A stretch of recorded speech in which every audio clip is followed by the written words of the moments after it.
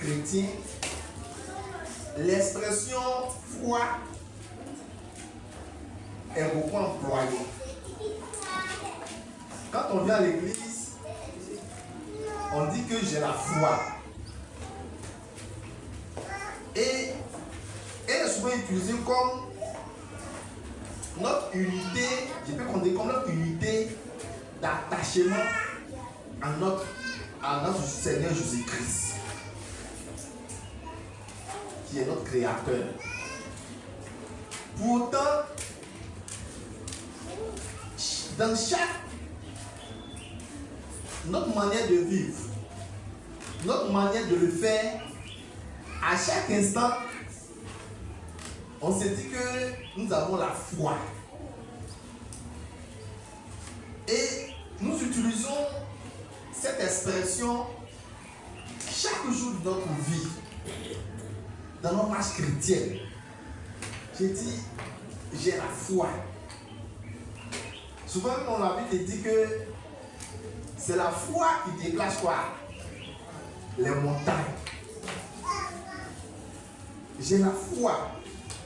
J'ai cette conviction. Je sais que. Et chaque instant, en tant que chrétien, nous mesurons notre vie chrétienne par l'expression de la foi. J'ai foi.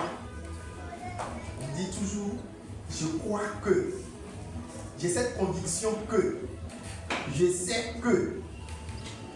Et vous voyez, quand on essaie de voir un peu la vie chrétienne que nous menons, on a l'impression que c'est ce mot-là qui est le socle même de notre vie chrétienne.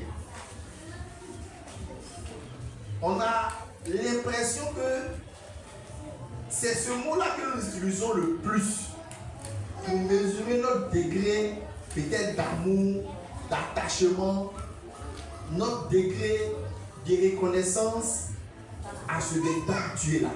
Amen. Donc aujourd'hui, Dieu nous fait faire la grâce de parler de la foi. De la foi, qu'est-ce que la foi, ses implications, et puis après quoi nous allons tirer les leçons qui s'attachent à cette expression-là. Amen. Le premier élément que nous allons parler, c'est la définition même du mot foi.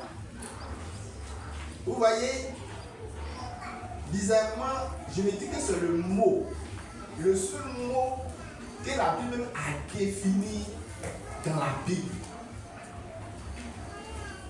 La Bible a défini le mot foi pour que, en tant que chrétiens, nous puissions saisir le mot foi. La Bible a défini d'autres mots, l'amour, a défini d'autres mots, la reconnaissance. Mais le mot foi même, on a l'impression que celui-même qui parle même de la foi était face aux élèves, aux enseignants, aux orateurs. Dans Hébreux 11, on a l'impression que celui qui parle même de la foi concrète, il explique, il montre, il démontre que voilà comment celui-là a vécu par telle situation. Et c'est ce qui signifie la foi. Voici telle manière de se comporter, c'est ce qui traduit la foi. Voilà telle manière d'agir, c'est cela qui traduit la foi. Voilà telle manière d'entreprendre, c'est ça qu'on appelle la foi.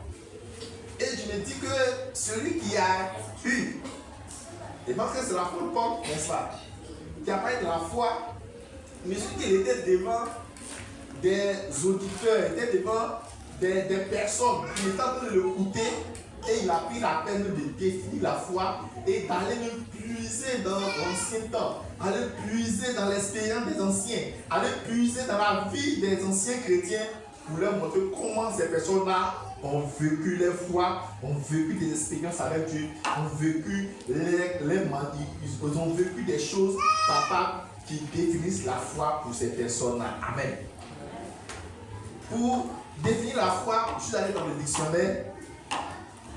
On me dit que la foi est une adhésion faible, une confiance totale et un engagement de l'esprit envers une croyance, un idéal ou une personne. Je reprends. Il dit la foi est une adhésion faible. C'est une adhésion. Il prend la dictionnaire me dit que la foi déjà, c'est déjà une adhésion. Et cette adhésion, elle est faible. C'est-à-dire qu'il a pris la résolution d'appartenir, d'adhérer. Donc, la foi déjà, le dictionnaire dit que c'est une adhésion. C'est une acceptation volontaire, pas contraignante. Et il dit que c'est confiance. C'est-à-dire je mets ma confiance. Je mets mon espoir. Donc, la dictionnaire me dit que la foi aussi, c'est comme une espérance, une confiance. Et il dit c'est total. Ça veut dire tout l'être même de l'homme est engagé dans cette adhésion-là. Amen. Et il dit c'est un engagement de l'esprit. C'est que tu épouses ton esprit, épouse l'idée de cette croyance ou d'une personne. Amen. Donc, on peut avoir foi en quelqu'un. On peut avoir foi en son mari. On peut avoir foi à sa femme. On peut avoir foi à la société. On peut avoir foi au pasteur. On peut avoir foi à un parti politique. On peut avoir foi à une religion quelconque. Parce que ça demande une prédisposition, ça demande un investissement total. Corps, âme et esprit. Donc, la foi, quand le dictionnaire me définit, il me dit que c'est tout mon être, mon corps, mon âme, mon esprit, mon argent, tout ce que j'ai là, c'est toutes ces choses-là qui adhèrent à un idéal, qui adhèrent à un projet, qui adhèrent à une pensée, qui adhèrent à un mouvement, qui adhèrent à un comportement. Et cette foi-là demande que l'homme de façon entière s'attend à quelque chose sans toutefois laisser quelque chose, une partie de lui en arrière. Amen. Voilà ce que le dictionnaire définit.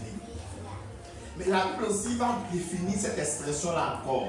Quand nous lisons